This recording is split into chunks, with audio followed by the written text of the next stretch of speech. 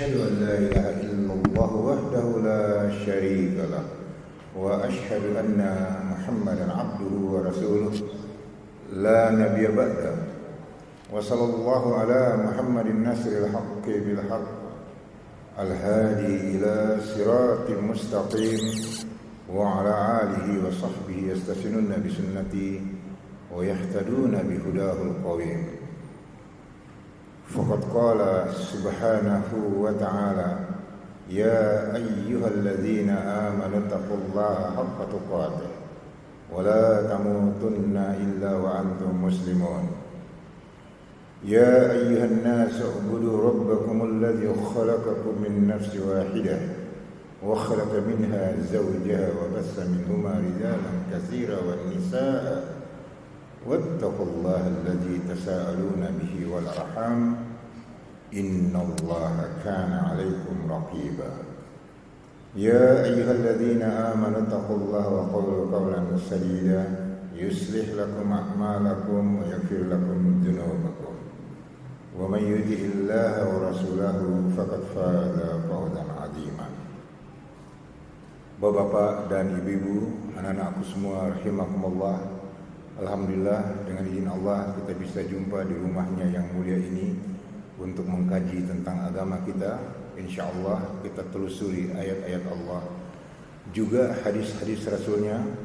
Semoga dengan begitu Allah turunkan hidayahnya kepada kita semua. Kita faham apa yang dibicarakan untuk diamalkan. Saudaraku, suatu ketika di hadapan para sahabatnya, Rasulullah bertanya, "Idza futihat Farisu war-Rumu, ayyu qaumin antum?" Kalau nanti Persia dan Romawi runtuh dan jatuh ke tangan kalian, kalian jadi manusia macam apa? Pemahamannya adalah ketika dua adidaya di barat dan di timur itu, Romawi di barat, Persia di timur, yang sudah memiliki tamadun, sivilisasi yang lebih maju ketimbang Arab Islam yang baru muncul. Gemerlapannya Romawi dengan sistem kehidupan yang sudah lebih maju, harta benda yang demikian banyak, mengundang materialisme yang demikian padat akan menerpa dunia Islam. Itu yang Rasul khawatirkan. Kalian jadi manusia macam apa?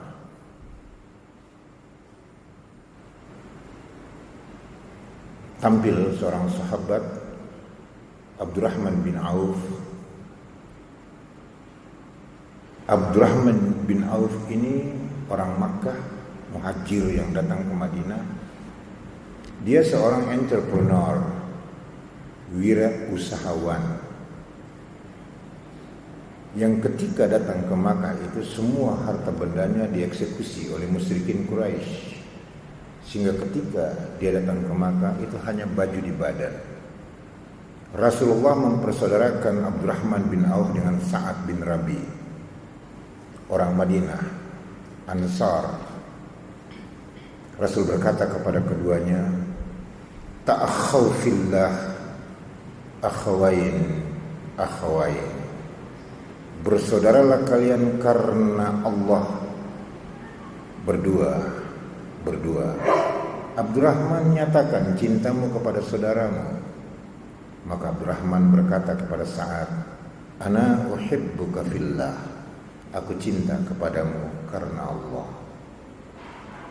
Sa'ad berkata lagi, menimpali ucapan saudaranya yang baru dipersaudarakan oleh Rasulullah, "Ahbabakal ladzi ma ahbabatani fi." Aku pun menyintaimu seperti engkau menyintaiku karena Allah. Dasar ikatan persaudaraan yang kayak begini yang harus kita hidupkan. Bukan kita bersaudara karena segolongan, sekelompok, seorganisasi, sefaham, semazhab, separtai. dan seterusnya disebut apa saja. Tidak, kita bersaudara karena Allah. Titik. Begitu. Ikatan yang seperti itu yang disebut dengan ukhuwah Islamiyah. Saya breakdown dulu sedikit tentang Abdurrahman dan Sa'ad. Setelah menyatakan cinta itu, maka Sa'ad bin Rabi berkata kepada Abdurrahman, "Wahai Abdurrahman, ya Abdurrahman akhi, wahai Abdurrahman saudaraku, aku ini orang paling kaya di Madinah. Anda mau separuh hartaku?" Dengar itu, separuh. Kira-kira selama kita bersaudara selama ini, pernah enggak ada saudara kita yang nawarin separuh hartanya? Halo? Yang 2,5% aja susah. Iya kan? Ini separuh lagi. Gitu. Masya Allah. Dan itu bukan basa-basi. Saat melanjutkan, istriku ada 2. Anda mau satu, Anda boleh pilih yang paling cantik dari antara keduanya. Sekarang ini juga aku ceraikan dia. Setelah iddahnya selesai, engkau boleh menikahinya. Karena dia tahu saudaranya dari Makkah ini nol besar, nggak punya apa-apa. Istri pun tak ada. Bahasa Medannya lalat pun tak hinggap, gitu. Masya Allah. Apa kata Abdurrahman? Barakallahu fiik wa baraka ahlika wa malika. Semoga Allah memberkatimu, memberkati istri-istrimu dan hartamu. Aku belum perlu semua itu. Tunjukkan aku di mana pasar. Karena dia entrepreneur. Bergandeng tanganlah kedua sahabat ini melihat pasar Madinah. Mereka temukan pasar Madinah dikuasai oleh Yahudi, Bani Quraidah dan Bani Kainuka. Artinya ekonomi Madinah saat itu dikuasai oleh Yahudi. Maka segera Abdurrahman bin Auf mengatakan kepada Sa'ad, "Ya Sa'ad akhi, atini al-mudarabah. Berikan aku modal mudarabah." Istilah yang sekarang dipakai oleh bank-bank syariat itu. Anda tahu mudarabah itu adalah perkongsian.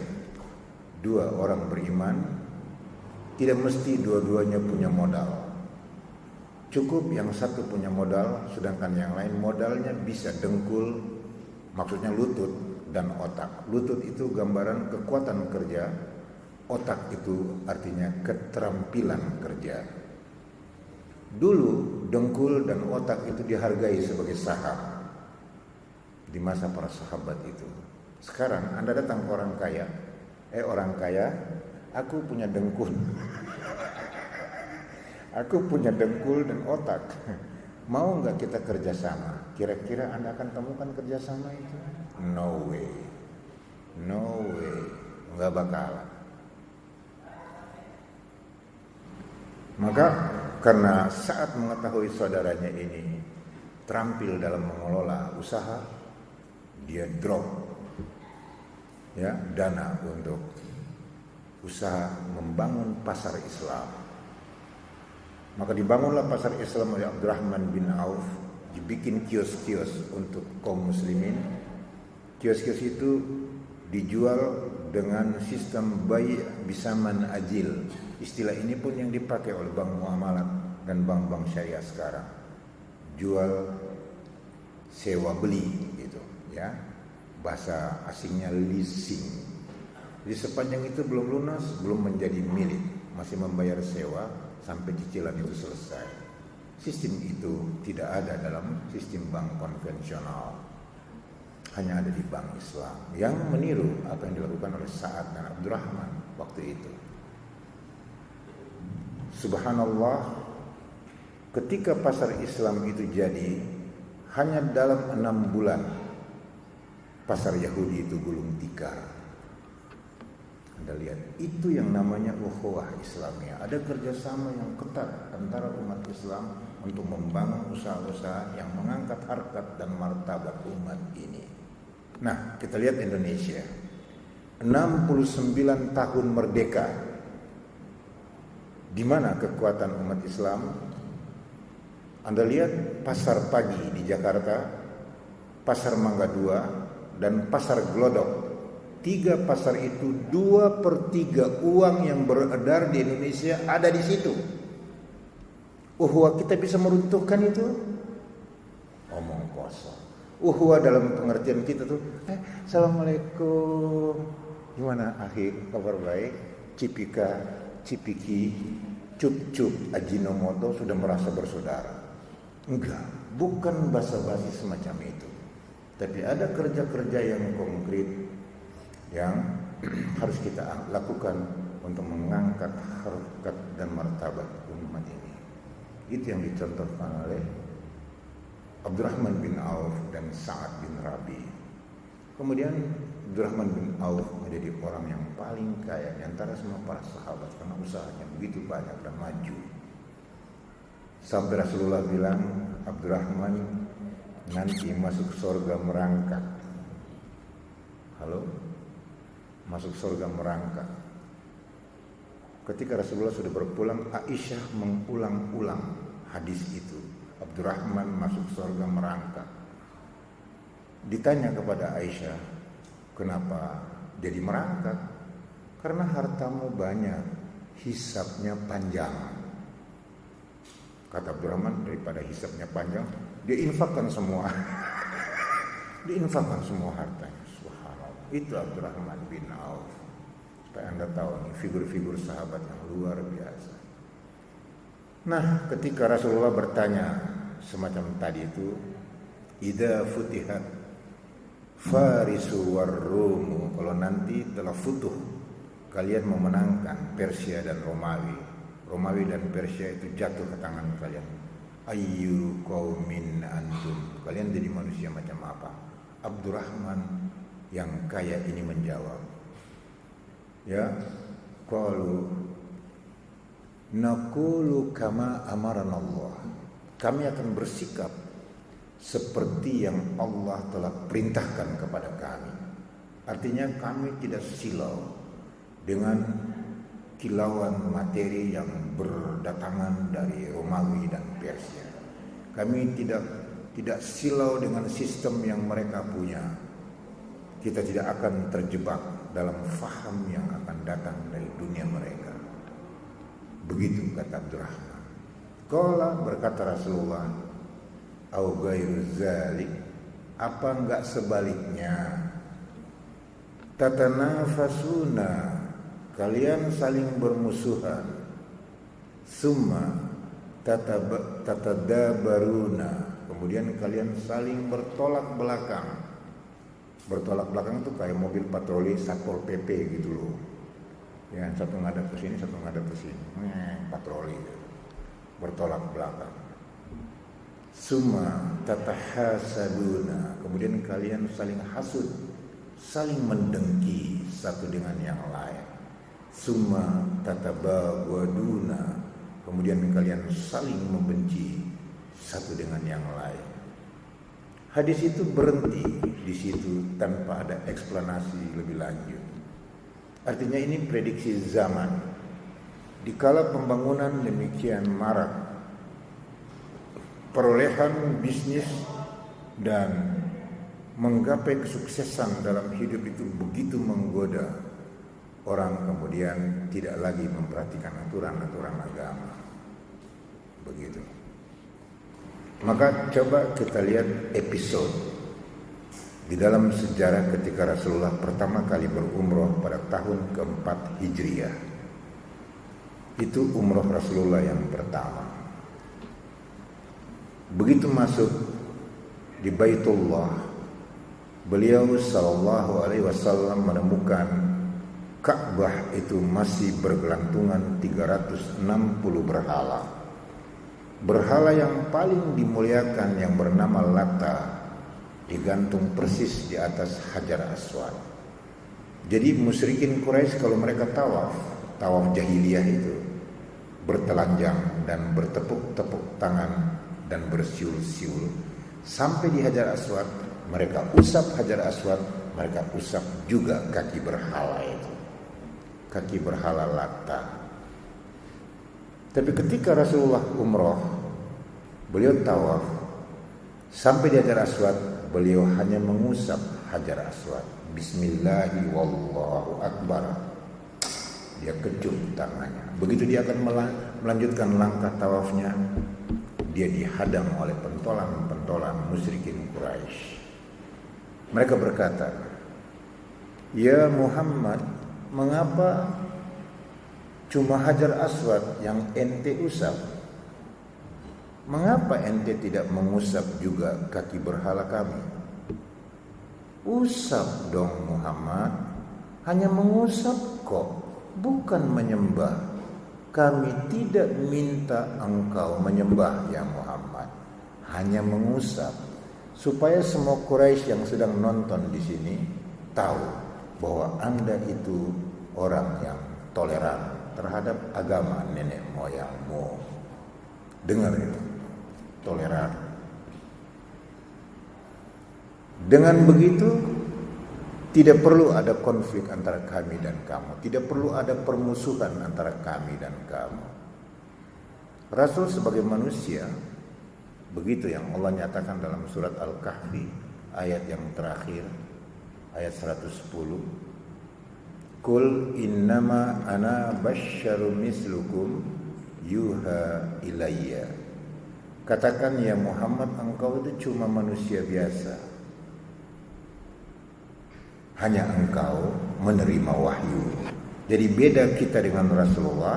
Rasulullah menerima wahyu, tapi sebagai manusia Rasul sama dengan kita. Nah, kemanusiaan Rasulullah itu yang berkata, benar juga ya, kan cuma mengusap, bukan menyembah. Dengan begitu saya akan dianggap orang yang toleran dan tidak perlu ada permusuhan dengan musyrikin Quraisy Makkah. Kan bagus tuh, cuma mengusap ini. Begitu hati Rasulullah memerintahkan tangannya untuk mengusap, turun 3 ayat sekaligus menegur Rasulullah dengan sangat keras. Anda bisa baca di surat Al-Isra ayat 73 sampai 75. Bagaimana bunyi ayat itu? Kata Allah, "Wa in kadu la yastinunaka 'anil ladzi auhayna ilaika litaftari 'alaina ghayrahu idzan lattahiduka khalila." Hampir saja mereka mengecohmu ya Muhammad, supaya engkau memutarbalikan wahyu yang telah kami turunkan kepadamu secara lain. Artinya memutarbalikan agama ini. Dengan begitu mereka akan menerimamu sebagai sahabat setia mereka. Dengar itu. Artinya dalam konteks kekinian kita sekarang, terkadang kita ini dituntut dalam pergaulan hidup ini agar kita mengempeskan, melunturkan keislaman kita sedikit supaya kita bisa diterima dalam pergaulan. Halo, itu maksudnya. Kalau Anda tampil fanatik dengan Islam, Anda nggak laku dalam pergaulan, nggak bakalan. Dalam berbisnis, untuk bisa menang tender, Anda harus menyogok. Tanpa sogok, mustahil Anda akan mendapatkan proyek itu. Terus gimana? Sogok jangan. Halo? Ngomong. Itu persoalan. Seorang murid saya di Pasar Minggu itu punya catering besar.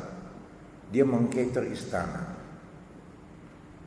Sekali waktu datang orang istana menyerahkan order 30.000 pak makanan. Harga satu pak 25.000. Tapi pemberi order itu bilang, "Bu, bikin ini invoice-nya 30.000, markup 5.000. Bu Nuning telepon saya, Pak Ustadz, saya diminta markup di faktur saya.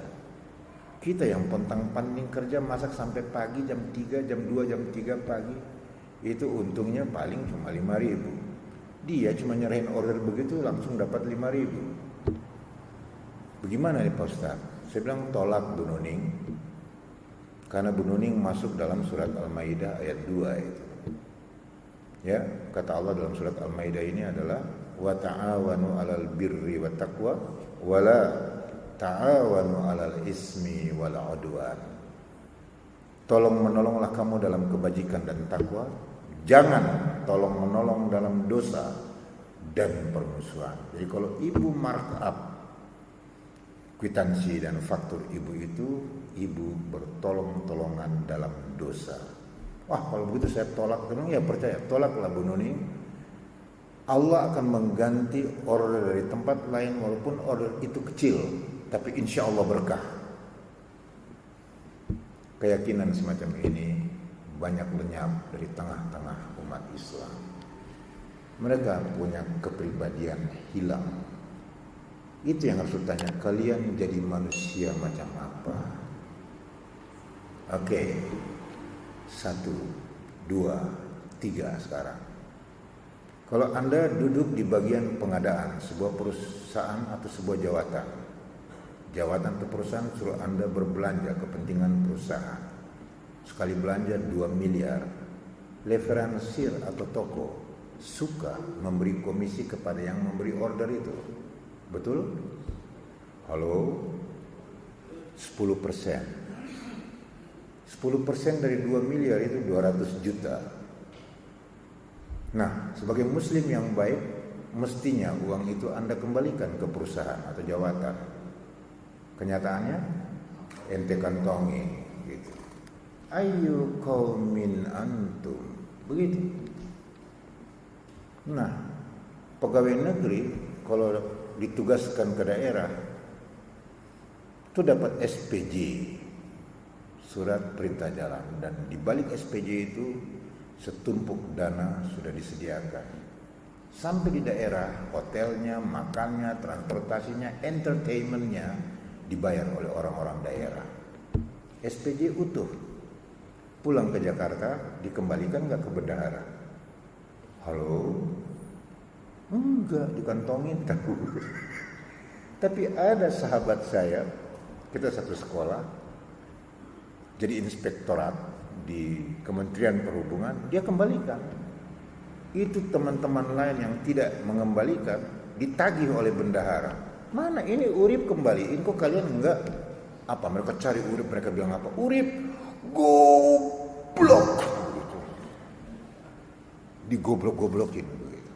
Jadi orang yang berbuat benar jadi goblok. Maka sekarang itu takaran-takaran kebenaran menjadi terbulak-balik.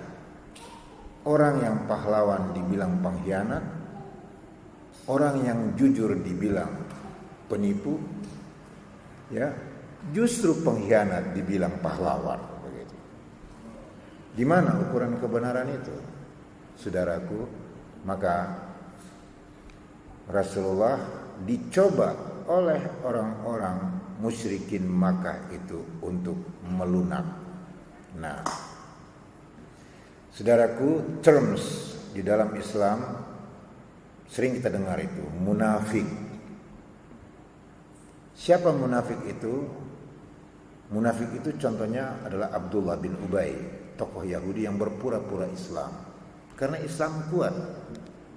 Jadi sesungguhnya orang munafik itu adalah orang kafir yang berpura-pura Islam.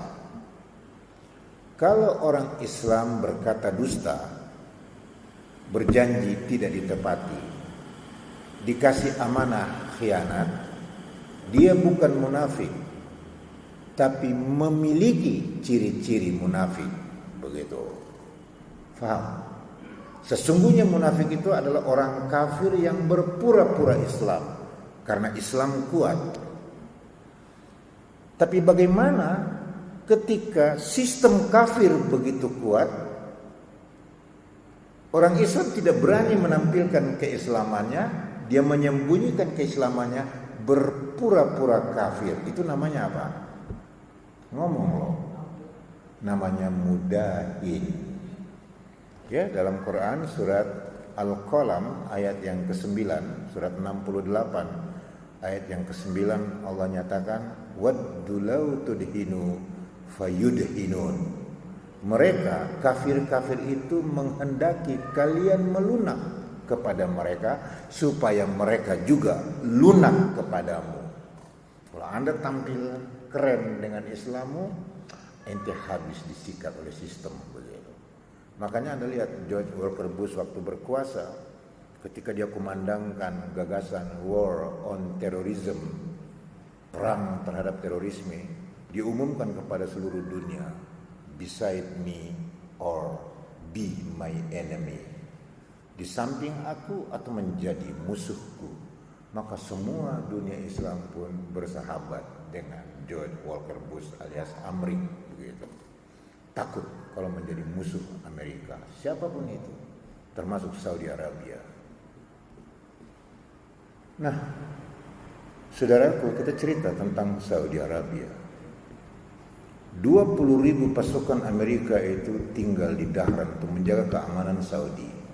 Mereka jadi hansip, 20.000 tentara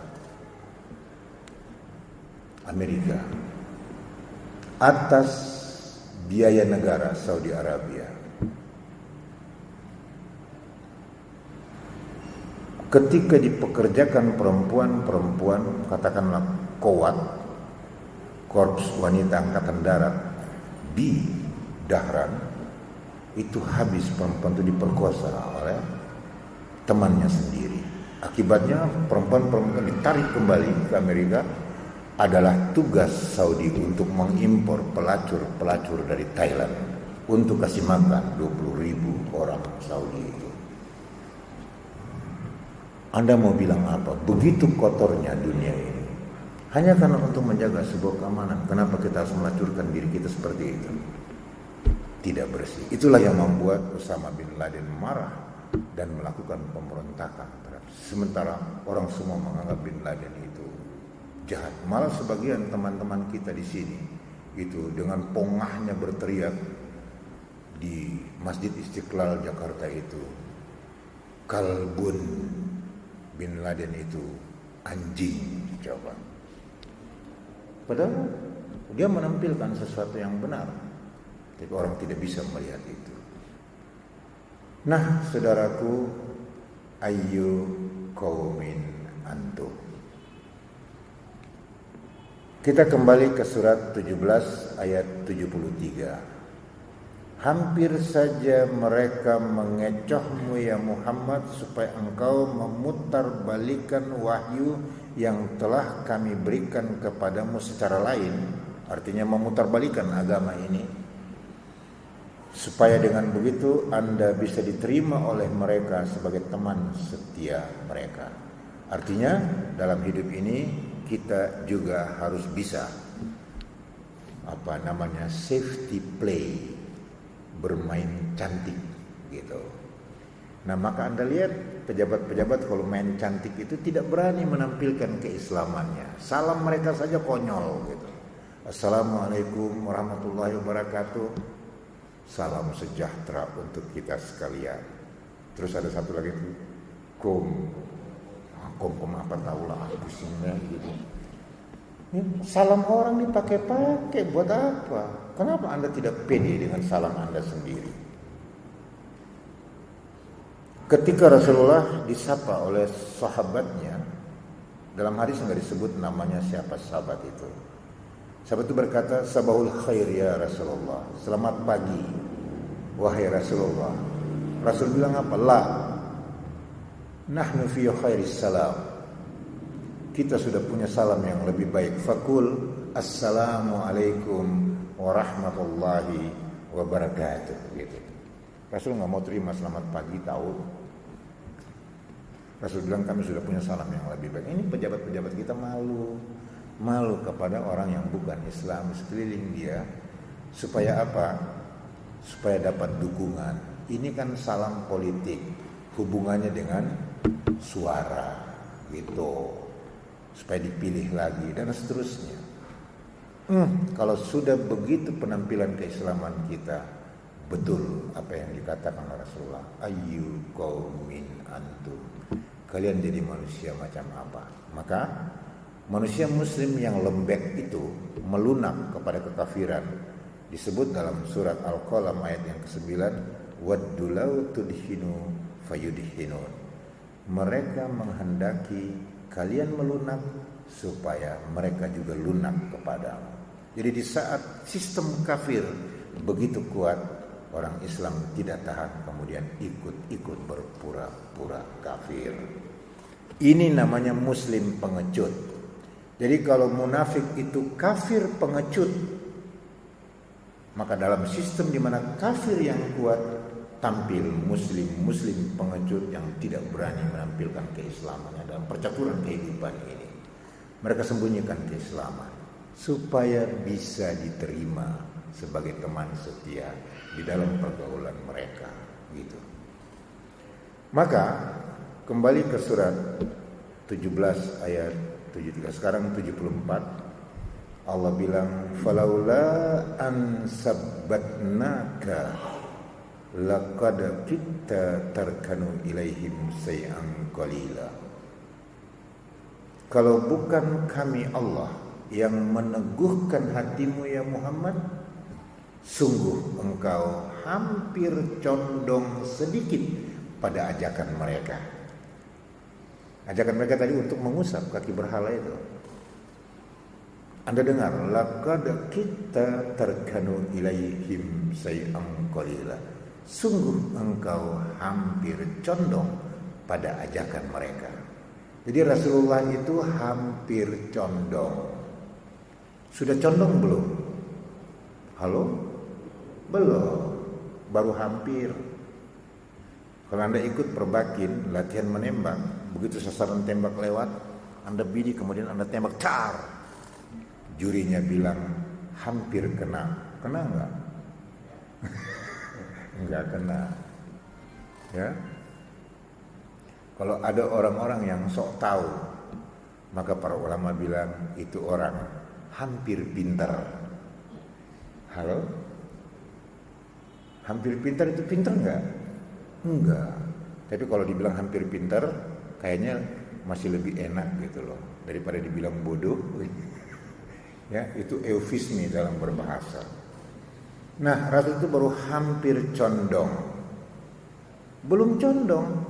Kalau kita ngomong loh, hampir condong atau condong banget atau sudah nyungsep gitu.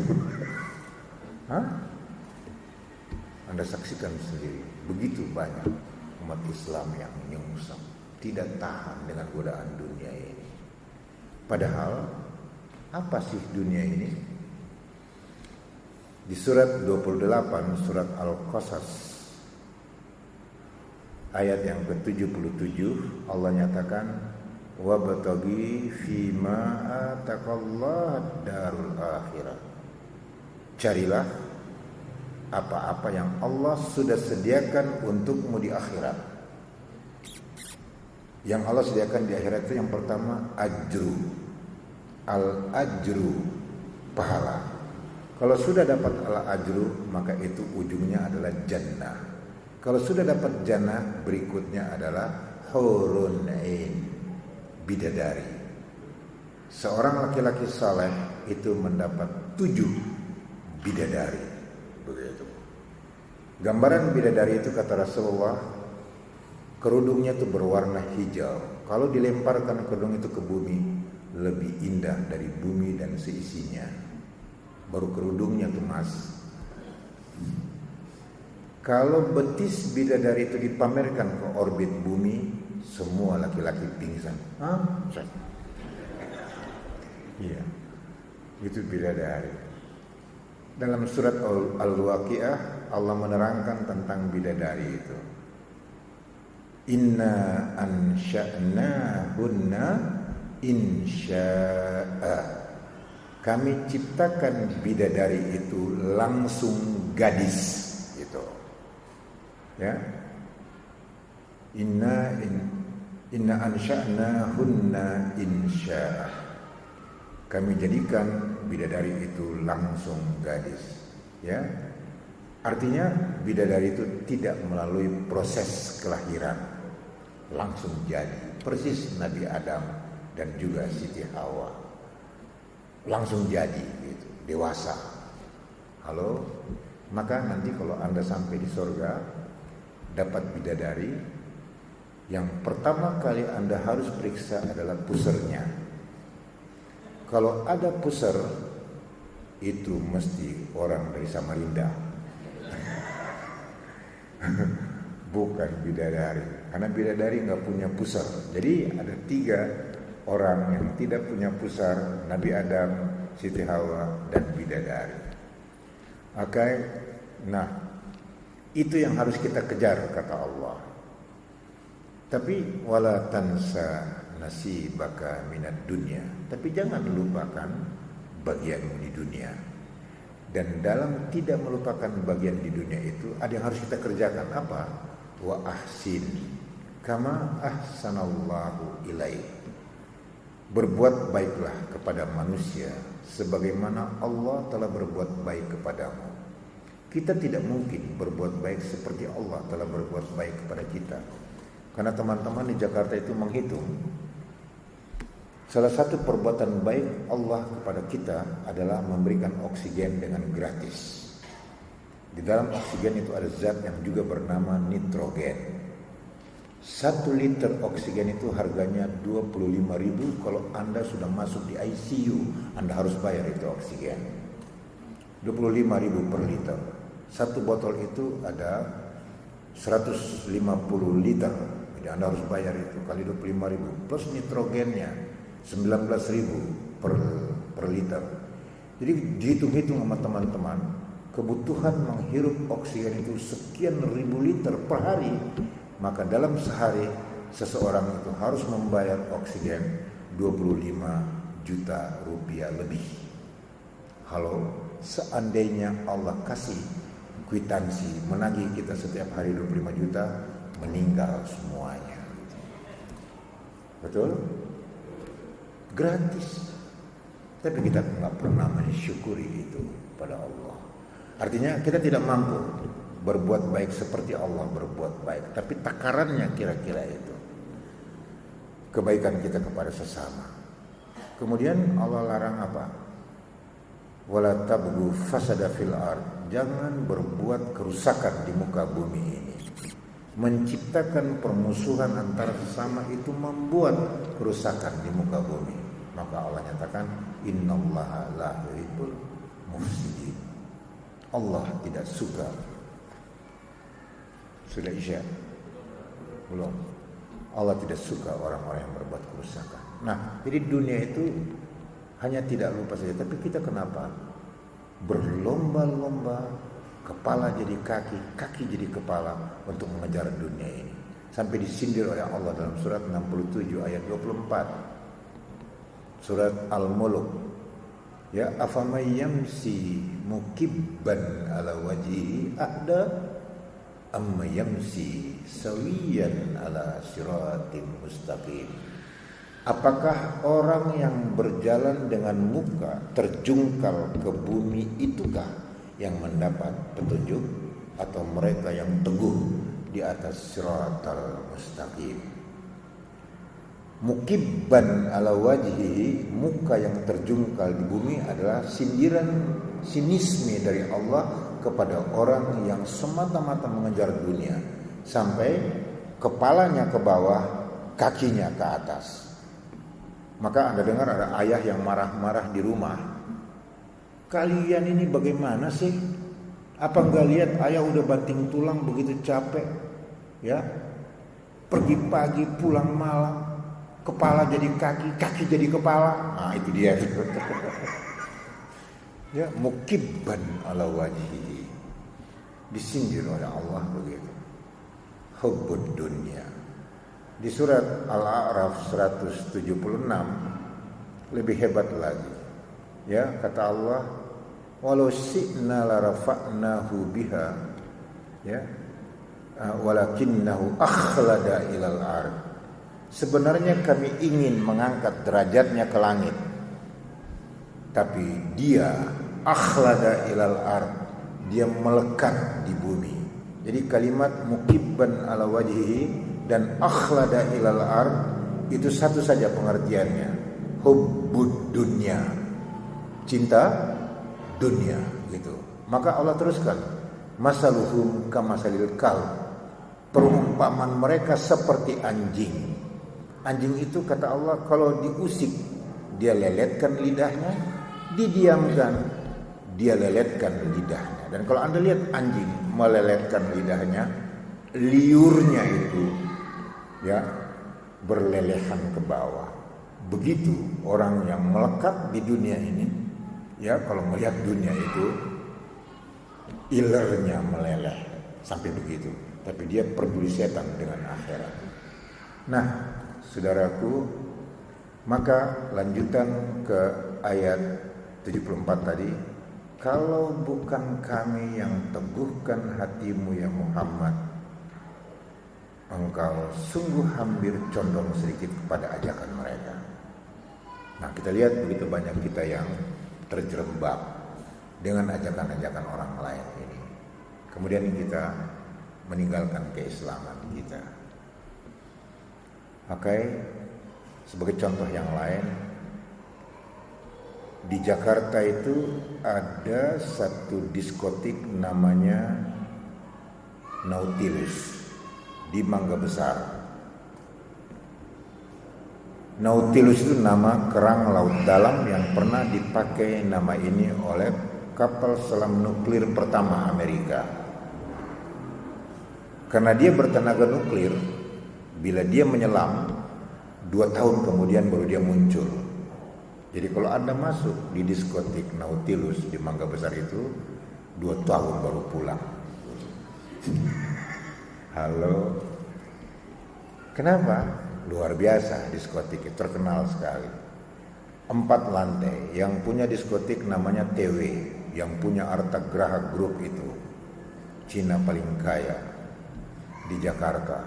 Polisi-polisi semua habis dia semir, nggak ada yang bisa berkutik.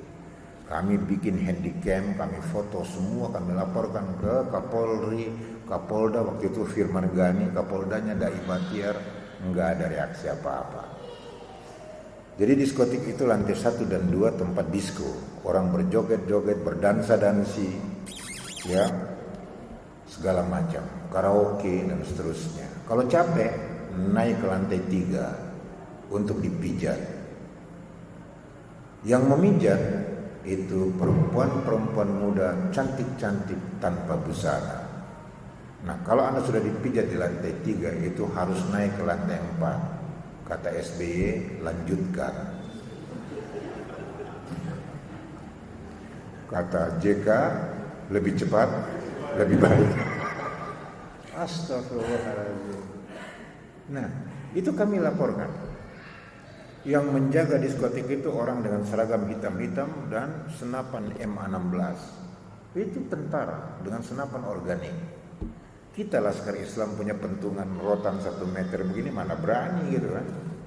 Ya sudah, kita laporkan aja, nggak ditanggapi. Tapi yang ingin saya ceritakan, bagaimana orang Islam beriman yang sholat, sudah pergi haji, umroh berkali-kali, bisa masuk ke tempat seperti itu. Pertanyaannya, Islamnya ditaruh di mana? Halo? Parkir bersama mobilnya. Islam, kamu di sini dulu ya. Aku mau masuk. Maka dia masuk ke diskotik itu netral nilai, nggak ada nilai apa-apa. Nah, ketika dia sedang bermaksiat di dalam diskotik semacam itu, datang malakul maut mencabut nyawanya. Beranikah Anda bilang dia mati dalam Islam? Halo? Tidak, dia mati dalam maksiat. Itulah mengapa pesan takwa dari Allah itu adalah wala tamutunna illa wa antum muslimun. Jangan kamu mati kecuali dalam Islam. Nah, muslim-muslim yang melonggar dan melunak ini karena tidak tahan dengan sistem yang begitu rupa untuk menjebak kita. Nah, ketika kesuksesan demi kesuksesan yang diraih oleh banyak orang, begitu banyak uang, begitu banyak bermaksiat, mereka lupa baca surat 6 ayat 44, surat Al-An'am ayat yang ke-44.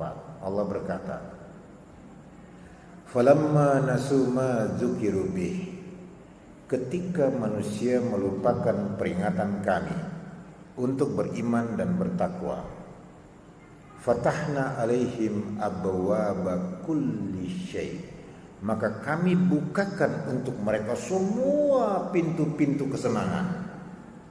Pintu korupsi dibuka, pintu suap sogok dibuka, pintu narkotika dibuka, pintu panti pijat dibuka, pintu diskotik dibuka, rumah-rumah hiburan bertaburan di mana-mana, pelacuran dibuka, minuman keras dibuka, perjudian dibuka. Semua kesenangan entertainment itu merata di mana-mana. Nah, kata Allah apa? Fa idza farihu bima utu, ketika mereka bersenang-senang di balik pintu-pintu yang kami berikan itu, ya, akhaznahum baghtatan, kami siksa mereka tiba-tiba, surprise, ya, fa idza hum mublisun, mereka terjerembab, putus asa. Ayat ini oleh para ulama dinamakan ayat istidraj. Istidraj itu artinya Allah memberikan orang kesenangan hidup di dunia untuk mempertinggi tempat jatuhnya, begitu. Ya, jadi jangan Anda kira musibah atau bencana itu hanya karena orang kena tanah longsor atau disikat tsunami. Tidak. Justru kesenangan dunia juga adalah musibah bila kita tidak menyadari dengan baik. Maka Allah mengingatkan kita dalam surat Taubah ayat 55. Ini kalau saya tunjuk ayat tuh nggak ada yang ngelihat Quran, kayaknya udah hafal semua ya. Ya, surat 9 ayat surat Taubah ayat 55, surat ke-9 ayat 55 Allah berkata, "Fala tu'jibuka amwalahum wala auladuhum." Jangan kamu takjub melihat sukses harta dan suksesnya anak-anak mereka. Anak-anak mereka tuh sekolahnya di McGill, Amerika, Harvard, pulang-pulang gelarnya MBA, Master Business Administration. Saya mengartikan enggak, makin bego aja, gitu. MBA. Kenapa makin bego aja? Ada seorang MBA di Bekasi melamar, pulang dari Amerika melamar. Yang menerima lamarannya hanya calon ibu mertua, karena calon ayah mertua sudah meninggal. Setelah ngomong-ngomong, lamaran diterima. Datang waktu maghrib, maka calon ibu mertua bilang, "Nak Joni yang MBA itu, pimpin kami dong sholat maghrib." Kata Nak Joni, "Oh, ibu saja yang memimpin." Astagfirullah. Maka MBA itu artinya makin bego aja. Kita break atau tutup saja? Break, nanti lanjutkan sesudah Isya sebentar lagi. Oke, kita break untuk sholat Isya. Wassalamualaikum warahmatullahi wabarakatuh.